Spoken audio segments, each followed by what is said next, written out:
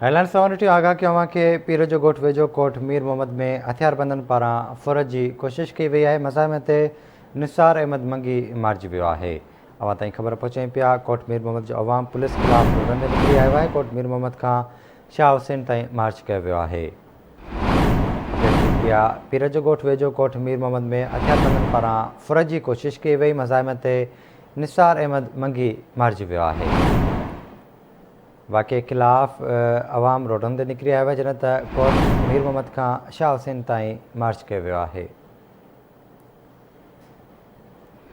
Update कयूं पिया। पीर जो ॻोठ वेझो कोट मीर मोहम्मद में हथियारबंदनि पारां फुरत जी कोशिश कई वई। मज़ाहिम ते निसार अहमद मंगी मारिजी वियो आहे।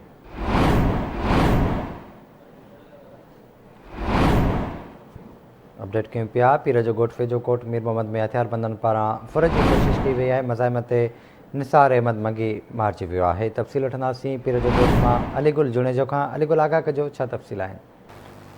जी, कोट मीर मोहम्मद में नामालूम हथियारबंद हुआ जेके निसार अहमद मंगी जे घर में दाख़िल थी ॿ मींहं फुर कयूं ऐं जॾहिं मींहं फुर करे हू हथियारबंद फिरार थी रहिया त घर धणी निसार अहमद उन्हनि जे पीछो कयो। पीछे ते हुननि हथियारबंदनि उनखे गोलियूं हणी बेदर्दीअ सां क़तल करे ऐं मींहं बिकाए हलिया विया आहिनि। ऐं उन्हनि बाद जेको कोट मीर मोहम्मद जे शहरनि पारां वाक़े बाद में शटरबंद हथियार खे ताला हणी छॾिया आहिनि। उन सां गॾु लाश ख़ैरपुर जी नेशनल हाईवे ते खणाए विया आहिनि, जिते धरणो हणियो वेंदो ऐं जवाबदारनि जी गिरफ़्तारीअ ताईं जारी रहंदो।